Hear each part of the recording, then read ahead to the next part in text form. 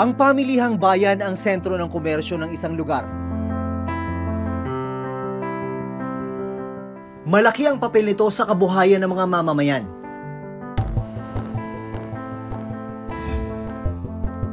Pero paano kung ang public market hindi naman napakikinabangan?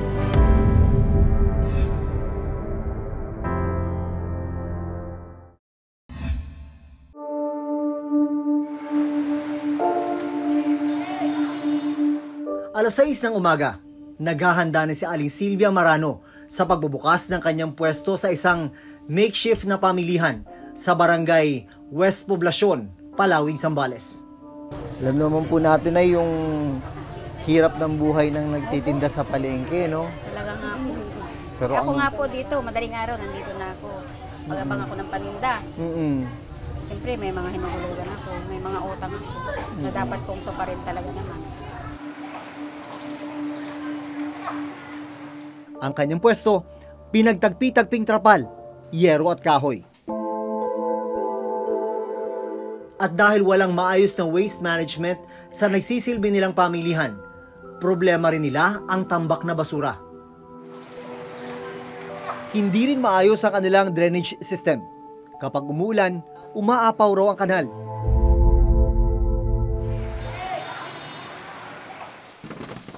Bandang alas 7 ng umaga, dumating ang nagdi-deliver ng isda.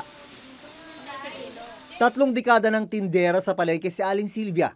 Ang kita, pinantutustos niya sa pag-aaral ng kanyang 2 anak. Pag may dumating na isda, nakakuha ako ng isang box na, isang collar na isda. Halimbawa, ang puhunan is 85. Tinda ko ng 100. Kita ko ng doon. 450. Sa kinatitirigang pwesto ng tindahan ni Aling Silvia, may dati palang nakatayong maayos na public market. Kwento ni Aling Silvia, dati raw nakatiles ang kanilang mga mesa, may bubong at malinis na palengke. Ang mga nakikita nyo ngayon dito sa pamilihang bayan ng Palawig, ito yung mga paggawa na lang ng mga tindera dito. Tindera-tindero, sila nagpagawa ng mga bubong, sila naglagay lahat niyan.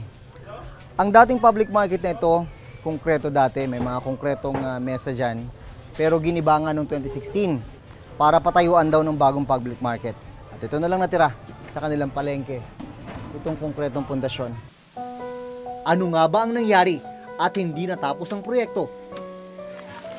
Anong taon giniba ito? Giniba po ito noong 2016 po, before election. Panahon po ng dating Mayor Gin Amog. Giniba siya para? Gagawa daw po ng bagong palengke. Yun ang pangako? O, yun po. Before election po yun. Pinalipat sina Aling Silvia sa barangay Santo Tomas. Pinagawa po kami ng parang palengke na parang talipapa, na ganun po ang trapal namin sa bubong. Doon po nilipat kami sa kanila. Kasi gagawin daw po ito. Noong 2016, hindi na raw itinuloy ang paggawa ng palengke ng pumalit na alkalde na si Billy Aceron. Sa halip, nagpagawa ng panibagong palengke sa barangay Santo Tomas ngayong 2019. Hindi nanalo, kumbaga yung dating administrasyon. Yun po, ang pag-alam ko hindi na po natuloy. So hindi ko rin po alam kung bakit doon na rin po sa barangay Santo Tomas. Sabi po nila mas maluwag daw, mas komportable siguro yung mga nagtitinda. At habang ginagawa ang bagong palengke sa barangay Santo Tomas, walang magawa sina Aling Silvia kundi bumalik sa ginibang palengke sa barangay West Poblacion. Parang dati, maayos-ayos pa dati. Yun na nga po, sana hindi na kami pinaalis dito. Ito, sino mga nagkabit Kami nito na po mga ang to? gumawa nito. Kayo-kayo na lang. Opo. Para lang po makaalis kami doon at magawa yung palengke doon. Para naman makuha ang kanyang panig, pinuntahan namin sa kanyang bahay ang dating mayor ng Palawig na si Generoso Amog. Pero sabi ng kanyang katiwala, umalis daw ito ng bahay. Gusto sana naming malaman kung bakit giniba ang dating palengke sa West Poblacion at hindi naman itinuloy ang pagtatayo. Pinuntahan rin namin ang kasalukuyang alkalde na si Mayor Billy Aceron para tanungin sana kung bakit hindi itinuloy ang proyekto sa West Poblacion. At sa halip, ay piniling magtayo ng panibagong palengke sa Barangay Santo Tomas. Ilang beses namin pinuntahan dito sa kanyang opisina si Mayor Billy Asiron. Tumawag din kami, nagpadala kami ng text, pero wala kaming nakuhang tugon doon sa aming mga katanungan. Nagpadala rin kami ng letter of request, pero hindi ito tinanggap ng kanyang opisina. Maging ang Department of Interior and Local Government o DILG na hininga namin ng tulong para makakuha ng record at panig mula sa munisipyo ng Palawig. Hindi pa rin daw nakatatanggap ng sagot mula sa Office of the Mayor. Ang problema sa mga ganitong pagkakataon, ang mga mamamayan naman daw ang naiipit at nahihirapan. Ang mga taga-Palawig Zambales, wala pa ring matino at maayos sa public market.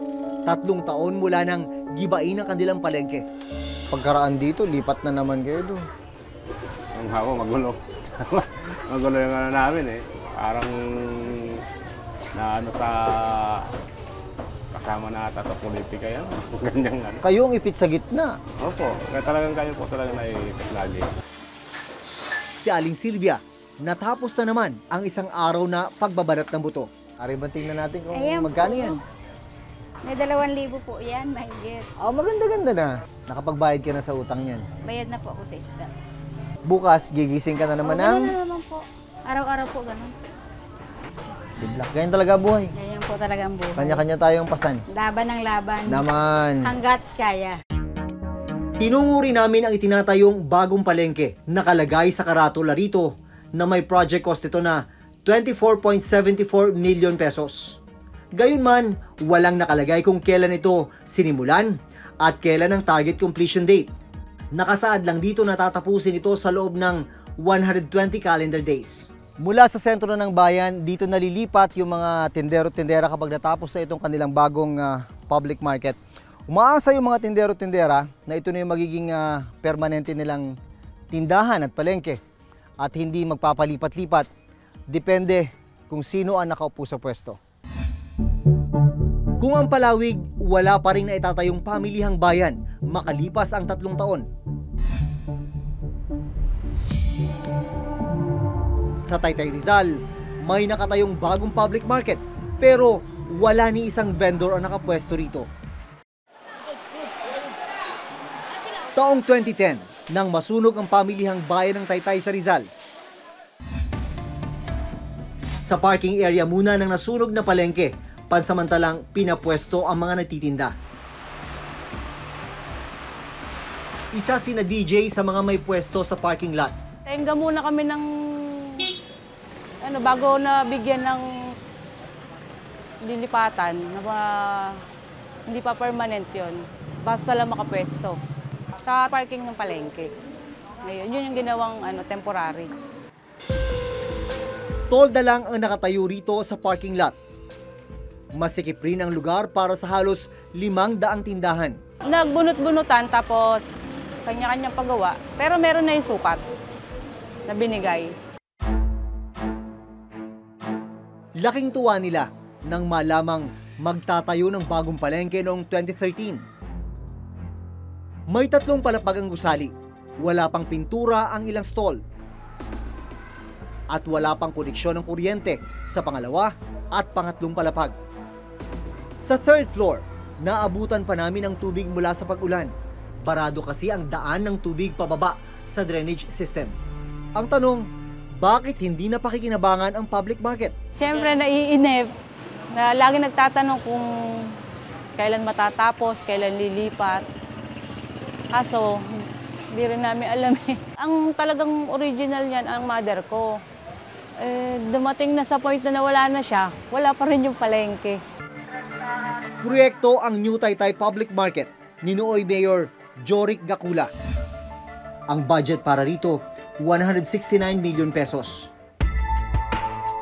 Nanalong mayor si Janet De Leon Mercado noong 2013. Pero ayon kay Mercado, hindi raw structurally sound ang gusali, kaya hindi itinuloy ang pagtatayo at pagbubukas nito.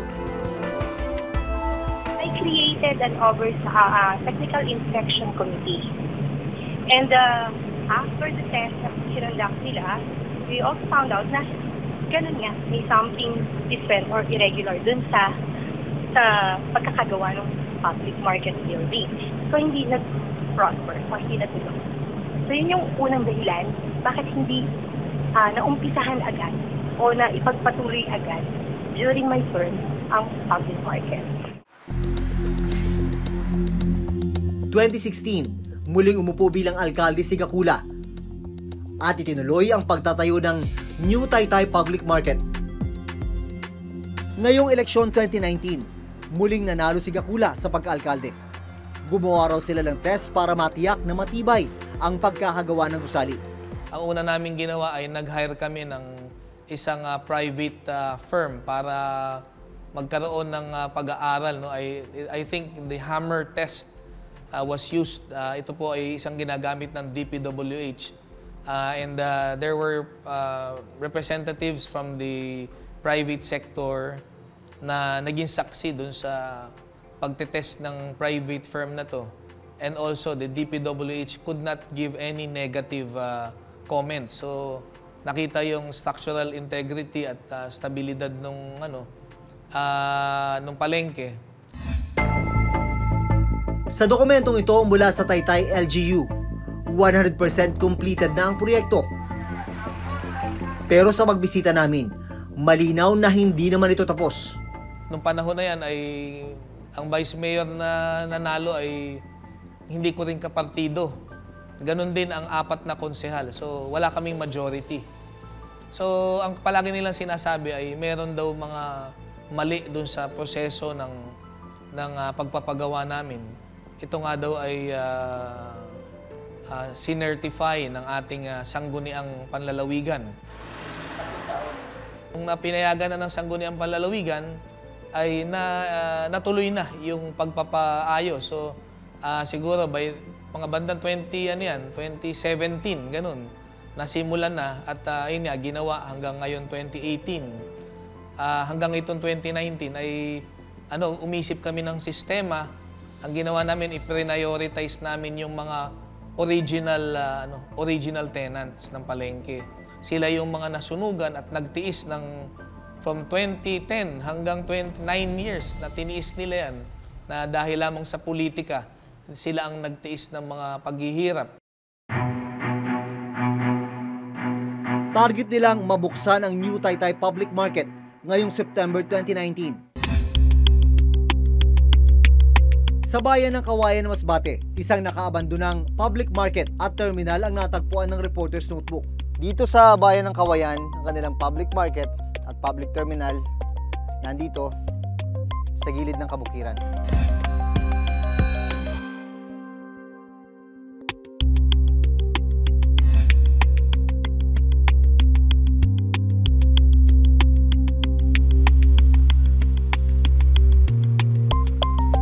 Sa bayan ng Kawayan, Masbate, isang nakaabandonang public market at terminal ang natagpuan ng Reporter's Notebook.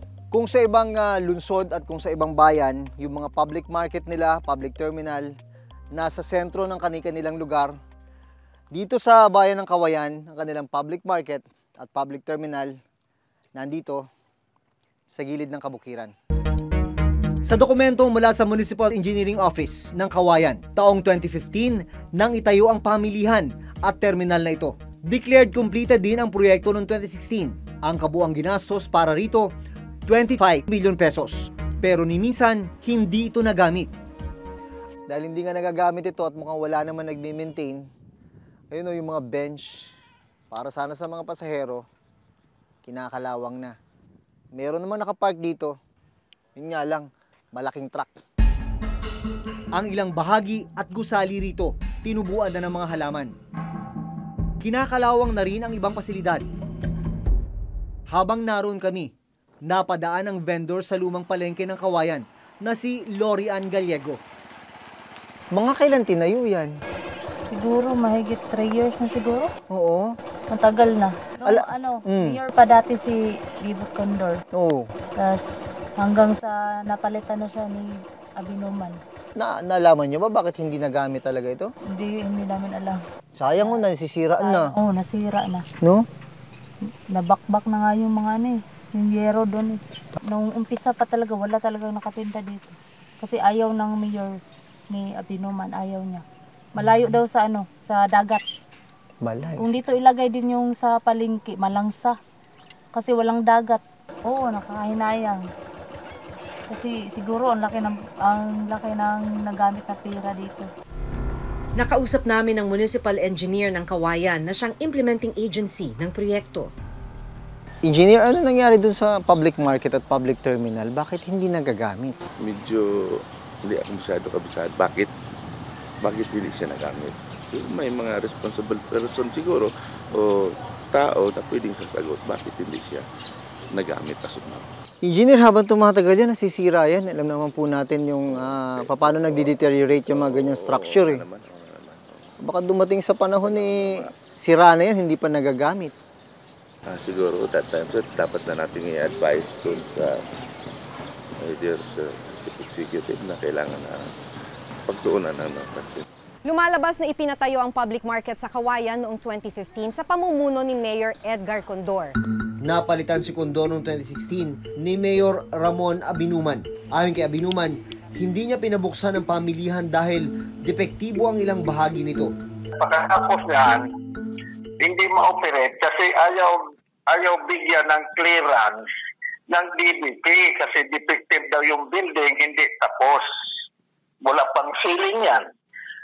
So kung i-allow ko, kung may mangyari, akong mayor, baka ano mangyari doon sa public market, may mahulog yan, unsirable yung mayor.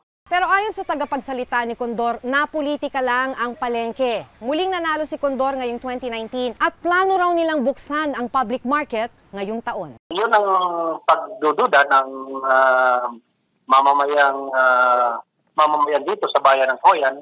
Dahil nga, yung construction ng terminal at public market ay during the time of Edgar Condor when he was a mayor. So, nung nag-vice mayor siya, na parang nagkaroon ng lamat yung allies nila, yung dalawa. Kaya, yun, nagkaroon ng konting problema yata. Pero actually, walang kapro-problema yung proyekto na yan. Ayon kay Felipe Medalla, isang ekonomista at former NEDA chief, bahagi ng tinatawag na microeconomy ang mga nasa retail sector, kabilang na ang mga tindera sa mga public market. Pag may pera ang mga tao, mamimili yan. So you can look at it this way. Pag umunlad ang ekonomiya, uunlad ang retail sector. At pag umuunlad naman ang retail sector, umuunlad din ang ekonomiya. Ngayon, yung retail sector na yan, siguro mga 5 to 6% na ekonomiya. Ngayon, wala na tayong statistics kung ano ang share dyan ng public markets. Hula ko, wala pang 1% na ekonomiya yung public market. Pero wag mong bibiru-biruin yung 1% na ekonomiya dahil ang 1% ay bilyon-bilyon. Kaya naman apektado rin ang ekonomiya kung walang maayos na pamilihan ang isang bayan. Well, unang-una pakikinabangan. Kung maganda ang lokasyon niya, makikinabang ang mga nagtitinda, kanilang kinikita ay tumataas to the point na kaya nila magbayad ng renta. The mere fact na kumikita sila, ang ibig sabihin nun, ang tingin ng mga consumers, mga tao, reasonably at yung presyo doon at kaayon-ayon yung mga produkto kaya nga gusto nila bilhin .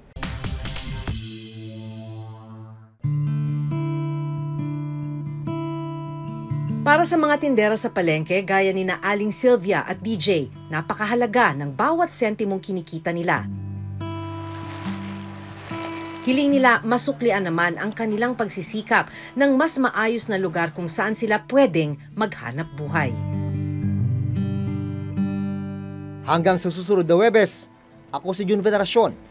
Ako si Maki Pulido at ito ang nakatala sa aming Reporter's Notebook.